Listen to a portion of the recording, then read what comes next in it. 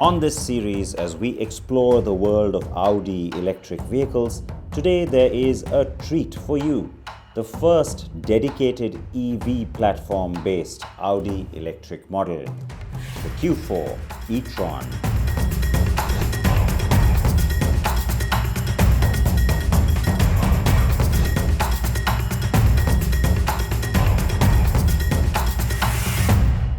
This one is built on the MEB, or the Volkswagen Group's electric platform. So it shares a lot with some of the other cars in the group, but this one sits at the pinnacle in terms of all the features and all the different attributes that the car has. In terms of styling, it's very distinct because it instantly shows you that this is an electric. It has that closed-off grille, the closed-off rings logo, and of course, it has its own signature in terms of the daytime running lights. Interesting fact, you can actually have 4 different signatures that you can choose from, so you can customize the way that your car looks and how it greets people in a way. Like some other Audi SUV models and also the Q8 e-tron electric model, this SUV also has a Sportback alter ego. So that's nice. The color is geyser blue, as they say in German, or Geyser, as we would say. You have 19, 20 or 21-inch wheel options. Right now, since we are here in the winter, it's safer to go with the winter tires, and so this car has the 19 inches. It is an S-line, which means that in terms of trim, this is the highest, sportiest trim. So you can see the little extra wider element of a silver signature down there in the bumper. And then, of course, there are a lot of other S-line features that show up both outside and inside. The Q4 e-tron is a compact car on the outside, but a super roomy one on the inside. In fact, Audi says it has a cabin bigger than the Q5's, which is otherwise a bigger car on exterior dimensions. Now, the car is ample in terms of size, and yet it's kind of compact in terms of footprint, because the idea here is to have a more compact offering than some of the other cars in the SUV lineup from Audi. So it does sit between the Q3 and the Q5 quite literally, not just in terms of its name, and yet it gives you a lot of interior space because of its battery layout. Now this, what you see here, the silver element, they call it the blade, is actually where the battery is sitting. It's an 82 kilowatt hour battery that's kind of standard across the different models of the Q4. But you do have the different output variants, of course. This one is the highest or the most powerful variant, the 50 e-tron that you can see here. So that means it has the dual motor layout, it also has the boost function, and it also has the maximum power. Lucky me. And it does give you a signature at the back as well in terms of styling. You can see the way the tail light has been done. It's a very distinct looking car. And lastly, you have the Sportback version, which is of course the coupe roof styling, which also has a slightly different look at the back, but otherwise maintains pretty much the same styling elements. The cabin is well appointed and loaded with intuitive tech, but we'll come to that in a bit.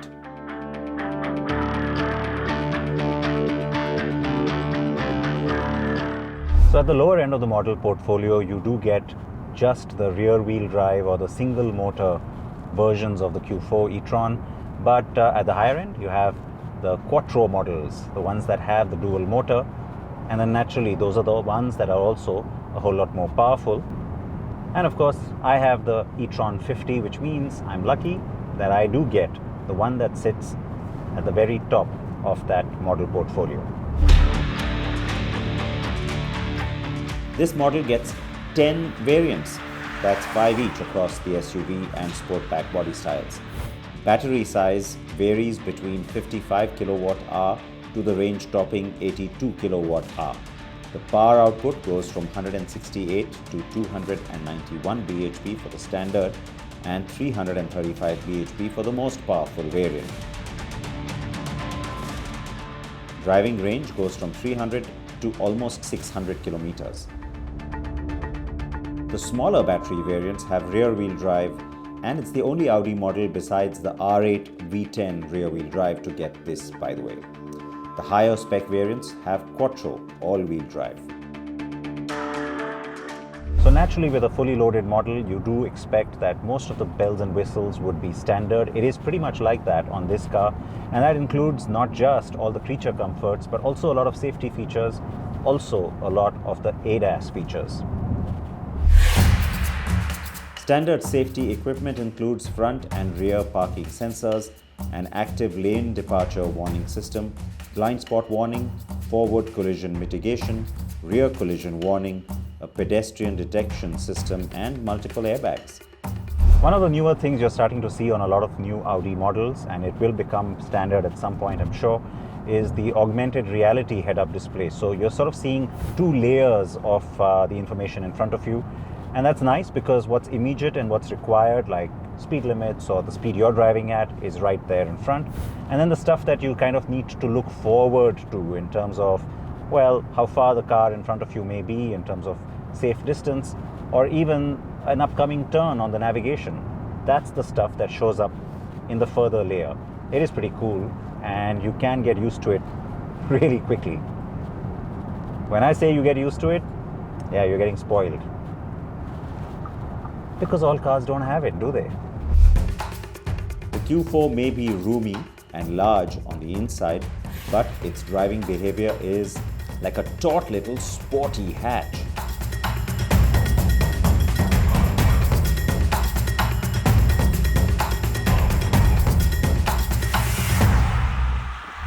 I've had the chance to really test the true performance potential of the vehicle in terms of getting it to drive a lot faster, because, well, I'm here in Germany. I have to make use of the fact that I'm on the Autobahn, right? So lots of sections where there was no speed limit, and of course the car responded exactly how I wanted it to, and there was nothing that held it back, especially in dynamic or sport mode. But having said that, you've got to be careful when you're doing a whole lot of that hard driving, because you do have to keep an eye on where you are in terms of how much charge your battery still has. Of course, I haven't done a very long distance today, and so I was on 100% when I started. So no real tension on that front. Having said that, you do have lots of charging options, and the car's navigation system will point you to the nearest charging station in case you do run low on battery power. Battery management is a big part of all the tech going into cars like this. That includes everything from optimal power storage, regeneration, consumption, and charge. Not to forget thermal management and safety too.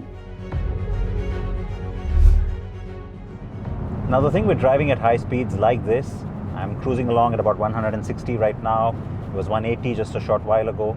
You don't get a sense of the car losing its composure at any point. And, I don't really need to talk about that because it is an Audi. First and foremost, the character of the car in terms of its stability, in terms of the way it performs, well, it's meant to be able to take on the Autobahns, and so it doesn't once come across as very different. So if you're used to a car like the Q5, for example, you'll find that the character in terms of how the car performs is actually very similar to that.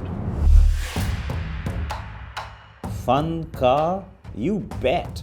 Honestly, I do hope this one gets to us real quick. Given the interest in electric SUVs, this will surely fire up for Audi in India, especially if it gets assembled locally and stays competitive on price. If you agree or disagree, leave me a comment below so we can chat about it.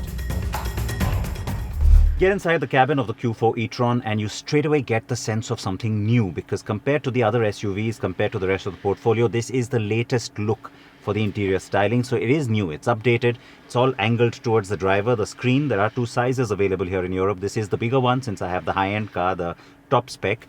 And then you can of course customize all these materials, the seats as well. These are Napa leather, but you can get the faux leather, the artificial leather, which is more sustainably done and better for the environment. You also have fabric options, of course. This little mesh look on the top kind of replaces what used to be carbon fiber as a look, and it's nice. I like it because it not only looks modern and smart, but also kind of feels nice. You got these glossy surfaces. You can get wood or faux wood as well. The steering is what I really liked on this car. I've been driving it around for a while now. Not only is it adjustable telescopically and also for height, but it's also this shape. I mean, it's flat bottomed and flat topped, so it's got this almost hexagonal look. I really like it. I thought it was gimmicky, but you know what? When you're driving, it actually gives you a really comfortable position. The steering itself, let me turn the ignition on, kind of comes to life. I mean, you've got this all black look, and then suddenly all these controls just kind of light up. So that's new. They are touch sensitive, so you can kind of slide your finger for things like volume or increasing the speed or the distance for the ADAS systems. Or you can use the little buttons as well. You've even got steering heating. Thank God for that, because right now it's freezing. The virtual cluster, that's something Audi is known for. This is again the updated MMI and the updated interface for the cluster. So you can customize it, you do get different views.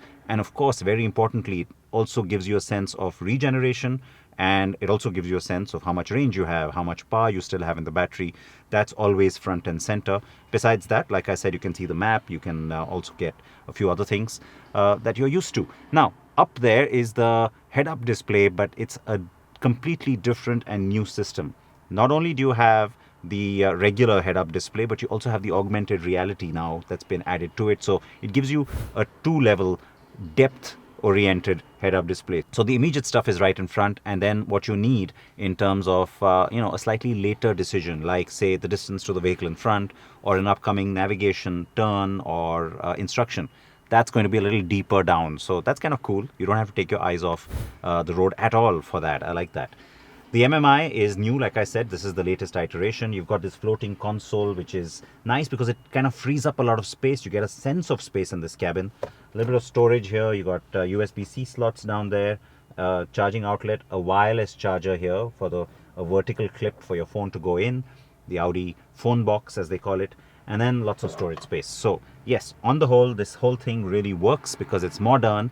Parts of it are familiar, the ones that need to be, and you have a good sound system as well. But you know what? The big USB is not here. It's in the back.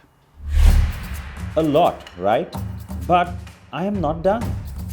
So what is that USP? Is it the fact that you got rear AC vents? Of course not.